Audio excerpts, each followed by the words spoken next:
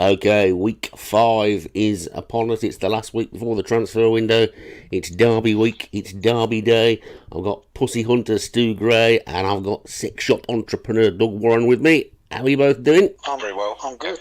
Me too. Thank you. Okay, well we all know about Doug and what he gets up to in his workplace, but we better you better tell us what you've been up to, Stu, because people might be getting the wrong idea. Yeah, no, you're quite right with pussy hunting. Although it is the feline pussies that I've been hunting. And that's what I do in my spare time. I go and rescue small cats because I've got nothing better to do. Oh, right, that's very commendable and very good. And do these cats want rescuing, or do you just rescue them anyway? Yeah, no, we have in Spain. I'll be very brief about it. We have a lot of feral cats here, but they're actually protected by Spanish law.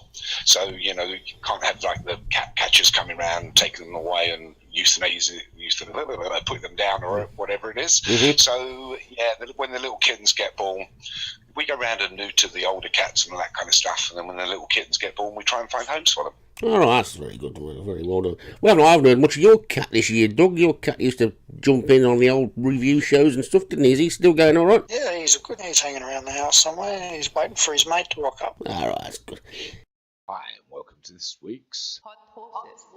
It's going to start with a hunt this week, and we're going to go over to the United House Handicap Gold Cup Chase, which was finally won by Drummond Shawboy for Jim Murray. Probably wasn't favourite heading into this race. The two that looked with a bit of form behind them was JFK for Paul Rhodes and Roman Ghost for Leon van Rensburg, which did end up in the final 3, but really the weight told in this one. I mean, Drummond Shawboy was probably 10 to 12 lengths behind Roman Ghost, who went for home about 3.5 furlongs out, couple of fences to go, still leading over the last by probably 5 to 6, and then Drummond Shawboy just ate the ground and really came back and won it quite well. But he was out of the handicap. Drummond Shawboy had no form of note prior to this race, getting £8 from the second place Roman Ghost, who ended up 3/4 of lengths behind, and then getting a massive, I think, stone and a bit from Paul Rhodes' JFK, who had a bit of form going into this, been 5th in a Group 1.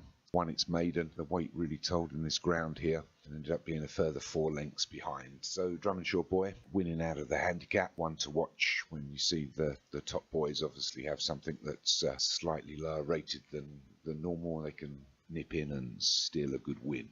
So well done there, Jim Murray. And the 3 of them this week go to alternative places. The Drummond Shawboy, the winner, goes to the Hennessy Gold Cup. Also G3 handicap. We'll obviously be carrying a little bit more weight this time, so good luck on that one. I think JFK goes to the Lancashire Chase, which is also over 3 miles, and it's a Group 1. And then Roman Ghost goes to the Newbury Mares Hurdle, which is a listed, so dropping out of the chases to pop into a hurdle race there with Roman Ghost to try his luck. So good luck on those 3. Okay, the next race we're going to look at is the Hennessy Gold Cup. This was actually won by a Welsh wizard of ours, Graham Clutterbuck, and his horse Oaks Day. Actually a really good win. Probably took the lead up about 7 furlongs from home. Stayed on and on and on. Did really well. Actually beat a couple of more fancied horses. Shifting Alliance of Paul Rhodes, which came beat a Leon van Rensburg horse, Sail Away, by 3/4 of length, and then just a length and a half further back was Shifting Alliance of Paul Rhodes, and the length back from that was Robinfield Girl from J Murray. All fairly close towards the end. You did think Oaks Day was going to get caught, but really did plugged on, stayed on strongly, probably get further than the 2 mile 4 of this, but a really good win for Graham there. Came in with a bit of form. Had been 4th in the Old Rowan Chase. 3rd prior to that, and another handicap chase, and a 6 on its maiden. So it had some form, as did 2nd place Sail Away for Leon van Rensburg. 3rd was Paul Rhodes, champion trainer, Shifting Alliance, which probably went in there with the best form. Had won on its last time out in the Old Rowan Chase. Came 3rd in its maiden. Had been placed in the United House Gold Cup the week previous as well, and it came 6, a Group 3. Graham's horse, Oaks Day, certainly deserved the win. The 2nd place was Leon's horse, Sail Away, which came 2nd, made some really good late headway, but the day was definitely the Oaks Day, which I think was trained to be a Oaks horse, as I think the trainer had mentioned in the stream. Oaks Day goes to the Amlin 1965 Group 2 chase this week, drops a furlong, so good luck on that one. I should think it will stay on. And the 2nd place Sail Away goes over to the Punchestown Chase, a Group 1. And the 3rd place horse Shifting Alliance also goes to the Amlin 1965 Chase. which is also a Group 2. And obviously they will be on equal terms. So let's see if Oaksday can win over Shifting Alliance 2 weeks running. Good luck. Okay, moving on to the flat, we're going to go over to the JLT Lockinge Stakes, the Group 1, which was actually won by Vanica Trump for the champion trainer Paul Rhodes. Fantastic finish. I mean, anything could have won it, half a furlong out. I mean, the race looked like it was going to be won by Tall Order of Stephen Rance, who was on the fence. Bronze Road Boy for Jim Murray. Vanica Trump, Paul Rhodes took it on. So there was not much in it. It was a fairly even race all round. I mean, anything could have won it. I mean, there was Moylet Surfer horse in there. See a Joshua Sutherland horse. But a really good finish in the end for Ivanka Trump. Been on the door of a win. Gets its first Group 1. Didn't have a great deal of form going into the race. It comes second in a G1 over in Australia. The Doncaster Handicap. Didn't show anywhere on its 0-110 last week. But comes back to a Group 1 and takes it well. The place was Bronze Road Boy. I mean, just by a neck or a nose, I think. Unlucky there. Had probably the best form going into the race. It won a Group 2 in its opening race of the season. Third in the Group 1 following that. And then in the Group 2 Bet36 Mile, it was third again. So it's gone second. It's got a good chance with Bronze Road Boy. Third was Tall Order for Stephen Rahn. Again, had already beaten Jim's horse previous week in the Bet365 Mile Group 2. And then obviously came out and only could get a third here, just being caught on the line. All three horses definitely will go places. Vanica Trump doesn't have an entry this week. Bronze Road Boy, second for Jim Murray, goes to the Diamond Stakes Group 3, so I dropped down in class, but a further half a furlong to contend with. The way it finished in the JLT Lockinge Stakes obviously gives it a big chance. Tall Order for Steve Rance goes to the Queen Anne Stakes Group 1, standing over the mile, but that's obviously in 2 weeks' time. Okay, the last race this week is over to Australia, and it was the Blue Diamond Stakes, a Group 1 for 2-year-olds. This was the race that had a cap on it, a 0-100, and really the steal of the week in a really big pot for, I think it was 600,000 that could be won by a horse rated less than 100. It was a good race. It's a shame because there was obviously a listed 2-year-old race earlier in the week that had a lot of higher rated horses, which really probably should have been contesting this £600,000 prize pot. But it was a steal, and it was a steal for Curry Bandit for Hands. Took it up at halfway and stayed on to take it from the second placed Revolution for Steve Rann. The length behind, got in on 98, was one of the top horses in the race. And then third was Carlos for Paul Rhodes. Paul Rhodes mentioned again. I suppose you're not champion trainer for nothing. The race was a good race. There was still a length in it. Curry Bandit ran away with it. I guess the main thing is the fact that somebody under 100 could pick up the 600,000. I'm sure that's probably something we need to look at in the schedule for next year. And I'm sure our Australian compatriots probably not too keen that such an expensive race went for such lower graded horses. But all in all, it was still a good win for Curry Bandit. Was, as I said, won by a length. Revolution of Steve Rance, who's only on its second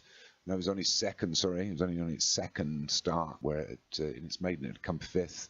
Had a couple of weeks off, turned up here and came second. And then obviously Paul's horse, Carlos, who had been knocking around in some I shouldn't say some poor handicaps, but it was in an 0-100 and he came nowhere. Turned up in an 0-90 last week and came second, and then turns up in a Group 1 this week and comes third. Must be an unusual horse for Paul, and I'm sure it'll probably get scratched because it hasn't won as yet this season. It doesn't have anywhere to go, Carlos, this week, so maybe that is its last ever race. Revolution also for Steve Rann, that's going nowhere this week. But Hans has placed Curry Bandit in a Group 2, the Coventry Stakes, in 2 weeks' time. So you're probably looking to win that one as well. So another great edition of Hot Horses there from Stu, and now let's take a look at today's big races on the Big Race Preview. Disappointing looking field from my point of view. Only one winner in the race. Don't know as the trainers are giving this race the respect it deserves, but I'm not going to moan too much. I'm going to get a reputation for being Stu. Opinions, chaps? Well, I'll go as far as saying I'm more optimistic about the race. I reckon it's a pretty good field. Big trainers have come out, the top half of the card, horses that have been in the money. Or even when you go right down to Jacksonville, Leon Van Rensburg's horse, that's had a third and a second. And, Yeah, but this is the Derby, yeah, dog. This is the most important horse race in the world. And we've only got one horse in it that's ever won a race. Where's the 2,000 Guineas winner? Where's the winner of the Dante? Where's the winner of the Chest of Vase? Where are the winner of all the trials? Where are they? They've probably looked at London Bridge and Sheriff Star Boy and Twisted Logic and thought, no, I can't beat them. So, I think I'm going to put forward a proposal that from next season on Derby Day, the only 1.5 mile Group 1 race which is eligible for any horses who are rated above 110 is the Derby. Then they'll all have to run in it because it's. There's probably a bit of logic to the Twisted Logic, who I will tip actually because there's a bit of an omen. So I reckon maybe the horses that win those lead-up races to this race should just be automatically qualified and have to run. Yeah, I think I suggested something similar to that at the back end of last season, that you get a free entry into it that doesn't count as your entry. So that we said before, I don't care if Paul Rhodes has got 5 in this as long as it's a good race. I don't want to be looking at it as basically as a maiden with one other horse in it, which is what we're looking at, really. Well, that's true. And saying that, I'm going to go with Twisted Logic. Okay. What about you? Still, you remember? Stayed remarkably quiet so far. A lesser field than we probably imagined. I mean, Paul's the only one that's put 2 in it. But I'm going to go against Paul. I think Jim Murray is about, if you look at that run in the Chest of Vase, so you could have kind of said that's at least on the way to the Derby. Mm-hmm. And I'll go with Sheriff Starboy for Jim. Sorry, Jim, but you might win. You never know. It was the Kiss of Stew. First one of the week, Kiss of Stew goes to Jim. Yeah. I've got a sneaky feeling here that Paul Rhodes is going to do an Aidan O'Brien, and that he's going to win it with his second string. I've got a mate in Newcastle called Deg. Every time Aidan O'Brien wins a race with his second or third string horse, he puts on Facebook in great big letters, that chiselling so-and-so's done it again, he's a crook, he's a swindler. No, I've got a friend that will back, if he's got 2 in it, always backs the outsider. Yeah. Usually Shaney Heffernan or something like that's riding it. He'll always go for the second string. Yeah, I reckon it is one quite a bit. I can't quite bring myself around to. Funny enough, I don't like actual investing my own money in the big races. I know it's when they're all trying and it's easier to read the form and everything, but there's just something about the big races that I just think that it's probably going to be an Aidan O'Brien horse that's going to win it. So unless you back the favourite at a short price, I like to gamble, if you know what I mean. Yeah, it's I think that of all the people that play, I think Paul Rhodes wants to win the Derby more than anybody else, and I think he will have put 2 really horses with a good chance. I think he thinks the top one is probably the one, but still only rated 115 though. It is, and do you know what? I had to do my entries on Thursday this week because I was going out Friday, and I put my horse in this race that has won a race, and I put it in, and I saw that Paul had got 2. I think at that time Steve Ram might have had 2 in it as well. And I looked at the Australian Derby, and there were only about 4 horses in that. And of the 4 horses that were in it, my horse had beaten 2 of them. And so I switched it to the Australian race. And by the time I sort of looked again, which was like 10 minutes ago, I'm having a look at this card now. the Australian race looked better than the English one. I mean, Darren Thompson's put his monster in that, which I think probably could have won this, but I think he may have. He's bypassed. He sidestepped Paul London Rhodes Bridge, cards. hasn't he? Yeah. It is.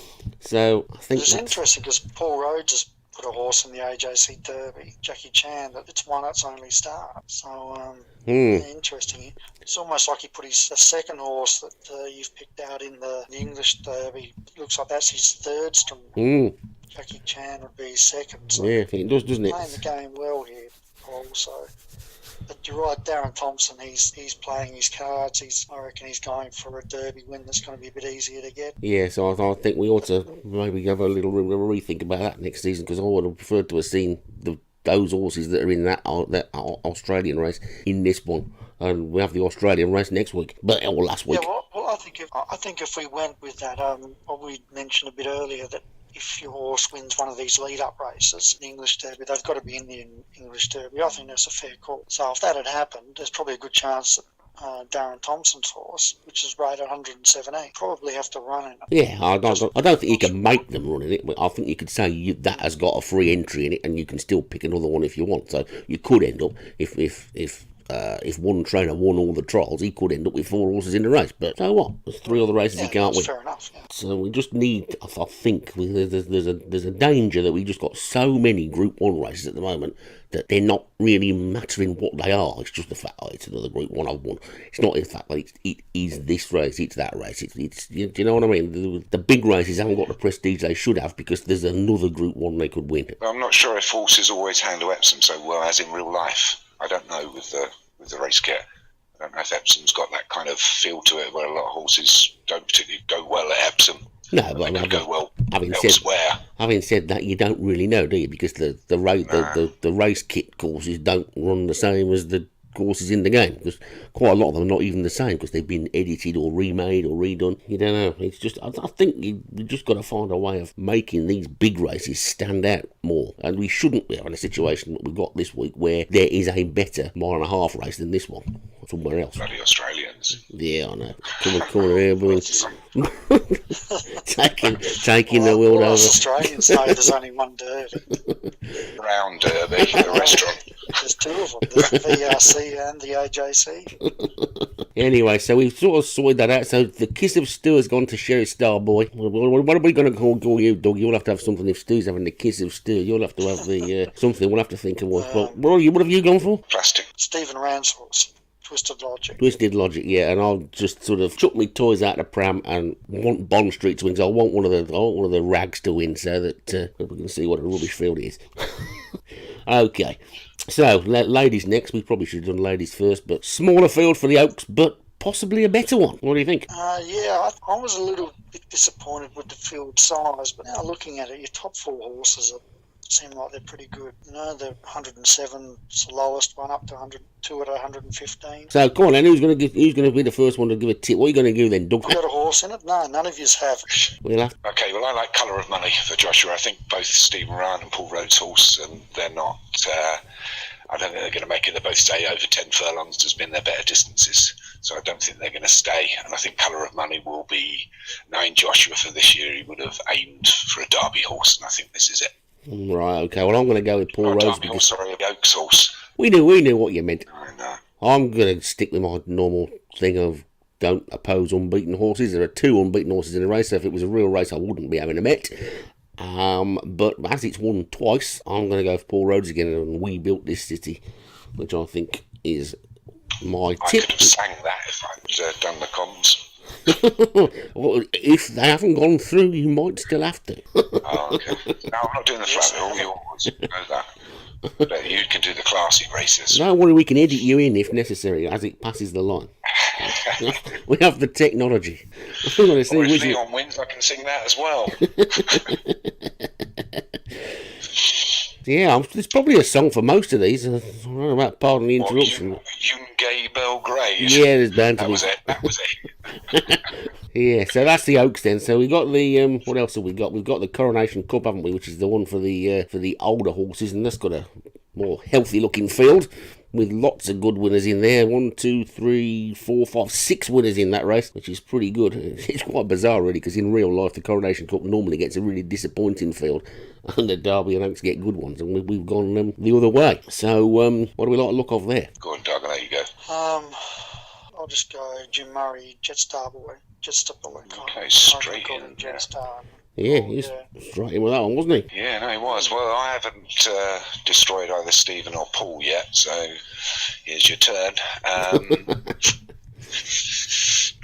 I'll have to go for Paul because I have not tipped him on either of the others. So, Paul, Mirage Destiny's not going to win. Yeah, it's an interesting one. I'm going to stick my neck out and go for Yanuka Sally, Martin Keynes. I think that's he's about due a big win. And have we decided collectively amongst us as the commentators what we're calling Colin Clark's horse? I pronounced it the Huey Cole. I just thought the T silent. Yeah, I've only just noticed that that's an L. I thought that was an I when I did it once, and I was calling it T-Huey Cole because I thought that was an I, but it's not. It's an L, isn't it? I don't do the flat, so I don't have to worry. You might not have done the flat much yet, but who knows what might happen after the break. I would call it Colin Clark's horse. He's leading. We'll have to get him to let us know where that one's coming from. It could well be one of them names generated by the game, couldn't it? If you remember a couple of seasons ago, we had that Matty Canna Hanafabiki, and I was cursing the bloke that owned it all the way through the season because I got it every week because it ran in those long distance chases. And then I found out about 2 weeks after the season finished, I was playing my game, and it came up as a horse in it, and I thought, crikey, it's a game bred. And I've been like cursing this bloke all season. I had to put an apology to it in the forums. But how on earth it comes up with names like that? Goodness only knows. I guess it's when you come. I think that those sort of things change when you breed your horses and then you put them up for auction and they've really got the name of the mare and the sire together. No, this was a game bred horse. This was. Oh, okay. But isn't it when they die, don't they get regenerated? Names? Yeah, but the names have got to be in there in the first place. And who would have put Matty Canahana for Beaky in? I mean, what does it even mean? Just that trainer. So anyway, we'll see. So that's the flat then for this week. It's Derby Day. It's a bit of a drizzly, wet, miserable looking Derby Day. I think it's hopefully the race will brighten things up a little bit. Right then, so over on the jump side of things, there's big races over there again as normal. And the Lancashire Chase today is race number 10. 3 miles on the heavy go. Might get a bit of a Gold Cup pointer out of this. What do you think, Stu? Ooh, okay, briefly looking through, it's not too big a field. Heavy ground though. And that's going to, if we went by what people say the ground is, that knocks half a dozen horses out, which would leave. I'm going to go, John. I haven't had an opportunity to give John a kiss, so I'm going to go for Princess Lady Jane. Right. Mr. Morgan. That's won a couple of times, so it's a good good tip. It has pulled up one time. Yeah, that would. You know, it's like over 3 miles. 3 miles on the heavy go, and you'll be hoping it's not hanging around the back because it could be a victim of the pull-up kit, couldn't it? What about you, Doug? I'm going to go for Pink Berto, Darren Thompson. Pink Berto, yeah. Darren Thompson's horse has been running really well this season, but this is going to be the man who was the king of the jumps last season, Leon van Rensburg. Bad behaviour up the top. 22 pounds superior to everything else in the race. If that doesn't win, then there's something not right somewhere. It likes the soft ground. It's got 22 pound in hand. It's a level weights race. It should be able to give them a furlong start and still win. Okay. That sounds good. Yeah, probably right there. It's already it didn't. It's won a Group 2. It didn't win a Group 1. It came second in its group last week. Just going to see who came. Let's see if the winner of that race, it was actually the JN Wine from last week. Oh no, the winner was Glimmer by Thunderspark, and obviously we've lost Thunderspark for a couple of weeks, haven't we? So. Yeah, Thunderspark. No entries again this week for Thunderspark. So that's a bit disappointing because he had some big races. I was doing entries for him, so that's a bit interesting. Yeah, I thought he was at one point as well, but that didn't seem to happen in the end. So I don't know why. Nobody objected to it. Maybe the Thunderspark decided he wanted to do it himself. I don't know. Hamlin 1965 Chase is a Group 2 at Ascot.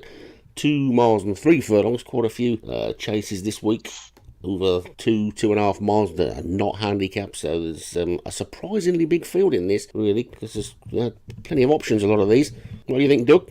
I'm just going to go for the Drunken Duck, because I like the name of the horse. I think this is may well be the Drunken Duck's first race over fences, because it's got a rating of 100, and I'm pretty sure that you can't get a rating of 100 unless you've already run, so that could be interesting. Could be anything. Yeah, it's been running hurdles. This is its first over the fences. Could be interesting. What do you think? Well, I suppose you've got to look at Juanita Torfian for Darren Thompson. I mean, it's rated 150. I mean, it's full. It doesn't like being outside of the first 4. Then you've got Oaks Day for Graham. Just looking at recent form.